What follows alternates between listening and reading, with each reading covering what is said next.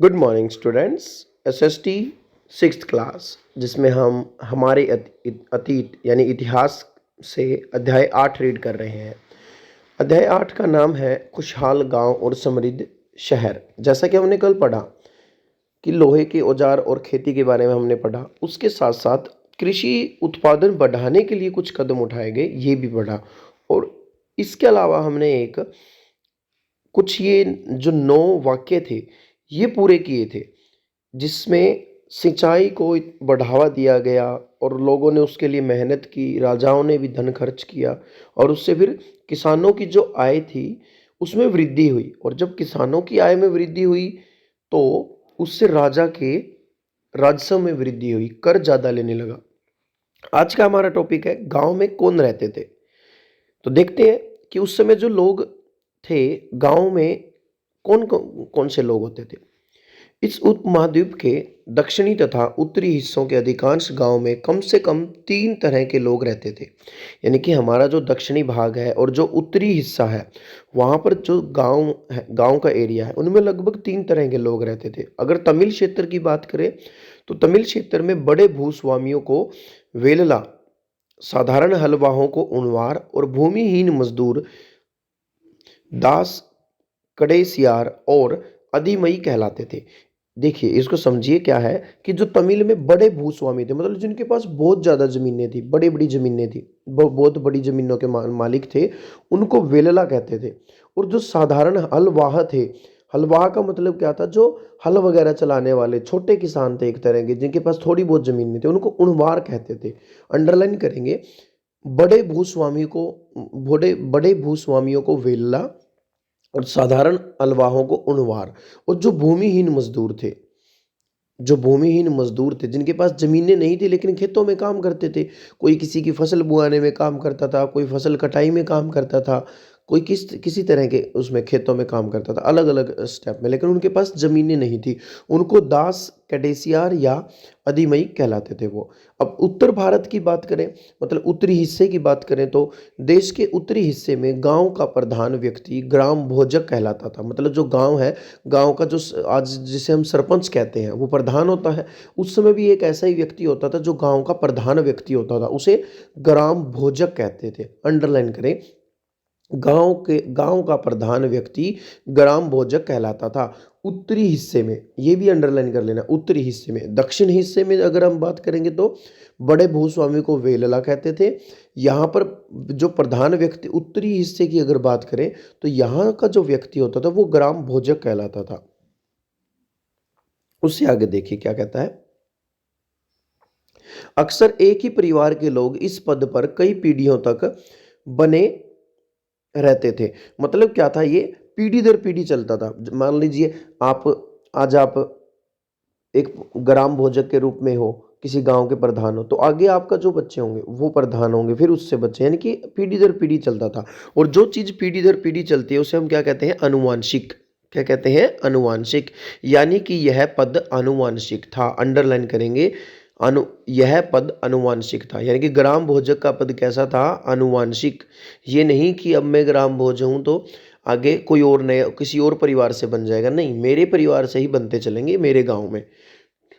आगे, ग्राम भोजक के पद पर आमतौर पर गांव का सबसे बड़ा भूस्वामी होता था। अब ये होता कौन था, अब सीधी सी बात है, अभी ग्राम भोजक यानी कि प्रधान बनेगा। प्रधान कौन बनेगा, जिसके पास ताकत होगी। उस समय तो यही होता था, कोई चुनाव वगैरह तो होते नहीं थे, तो जो ज्यादा जमीन वाला व्यक्ति होता था वो प्रधान बन जाता था। साधारणतः इनकी जमीन पर इनके दास और मजदूर काम करते थे। अब इनकी जमीनों पर ये खुद काम नहीं करते थे, ग्राम भोजक की जमीन पर जो काम करते थे उसकी जमीन पर दास यानी कि जो गुलाम होते थे और मजदूर काम करते थे। इसके अतिरिक्त प्रभावशाली होने के कारण प्राय राजा भी कर वसूलने का काम इन्हें ही सौंप देते थे। अंडरलाइन करें, कर वसूलने का काम। ठीक है, तो इसका मतलब ये है कि अब देखो सीधी सी बात है, गांव का सबसे बड़ा व्यक्ति है वो, और पूरे गांव पे उसकी धाक है, पूरे गांव में उसकी चलती है। तो राजा क्या करता था, उसे उसके गांव से कर इकट्ठा करने का काम सौंप देता है कि भाई तुझे अपने गांव से सारा कर इकट्ठा करना है और मेरे पास जमा करवा देना है।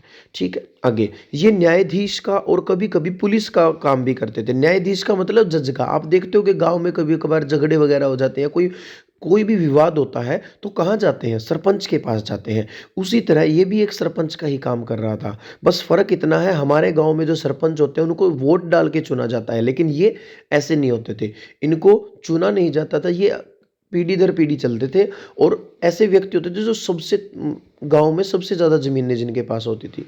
ठीक है? तो अंडरलाइन करें, न्यायाधीश का और कभी-कभी पुलिस का काम भी करते थे। तो अगर आपसे पूछा जाए ग्राम भोजक क्या-क्या काम करते थे? ग्राम भोजक न्यायाधीश का काम करते थे, कभी-कभी पुलिस का काम करते थे और इसके अलावा वे कर वसूलने का काम भी करते थे। तो ये 3 तरह के काम थे। वे अपनी ज़मीनों पर स्वयं खेती न कर स्वयं का काम नहीं करते थे, उनकी बजाय उनके दास और मज़दूर काम करते थे। नेक्स्ट देखिए, ग्राम भोजकों के अलावा अन्य स्वतंत्र कृषक भी होते थे। मतलब अब ये तो ग्राम भोजक तो वो हो गए जो बड़े व्यक्ति थे, ठीक है? इसके अलावा कुछ स्वतंत्र कृषक भी होते थे, जिन्हें गृहपति कहते थे। अब अंडरलाइन करें गृहपति। गृहपति कौन होते थे? गृहपति स्वतंत्र कृषक होते थे, मतलब जो आज़ाद हैं, अपनी ज़मीन पर अपने तरीके से काम कर सकते हैं, जिनके ऊपर किसी का दबाव नहीं था। इनमें ज़्यादातर छोटे किसान होते थे, अंडरलाइन कर लेना, छोटे किसान थे। ठीक है? तो जो गृहपति होते थे वो छोटे किसान होते थे। इसके अतिरिक्त कुछ ऐसे स्त्री पुरुष थे जिनके पास अपनी ज़मीन नहीं होती थी।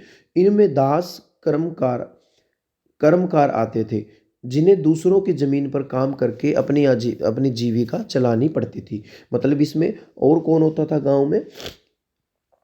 वे स्त्री पुरुष जिनके पास खुद की ज़मीन नहीं होती थी, तो वो दास की तरह काम करते थे। दास की तरह कैसे? समझिए इस चीज़ को। मान लो एक व्यक्ति है, उसके पास ज़मीन नहीं है और वो किसी एक बड़े किसान के यहाँ काम करने लग रहा है और वो दास के रूप में अगर वहाँ काम करने लग गया ना, तो वो वहाँ से छोड़ नहीं सकता। ठीक है? चाहे वो उसको तंग करे ना करे, वो उस अच्छे से बिहेव करे ना करे, तो दास का मतलब तो ये होता था। लेकिन मजदूरी के रूप में काम करते थे, वो कहीं से भी हट कर कहीं भी जा सकता था। लेकिन जब वो दास के रूप में काम करने लग गया तो वो उसका गुलाम हो गया एक तरह से। ठीक है?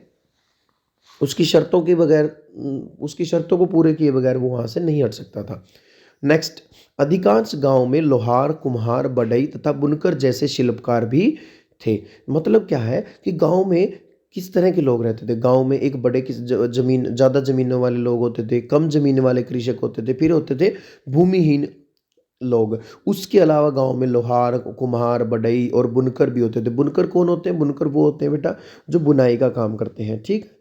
अब इन सबको शिल्पकार ही कहते हैं क्योंकि ये कुछ ना कुछ बनाने का काम करते हैं, ठीक है? तो ये इसलिए शिल्पकार कहलाते हैं।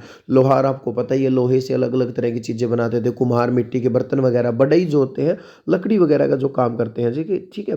जैसे दरवाजे वगैरह बनाना, लकड़ी से संबंधित जो काम होते थे। तो एक छोटे से यहाँ पर सब टॉपिक है, ये अब हम रीड करते हैं। तमिल रचनाएं, प्राचीनतम तमिल रचनाएं।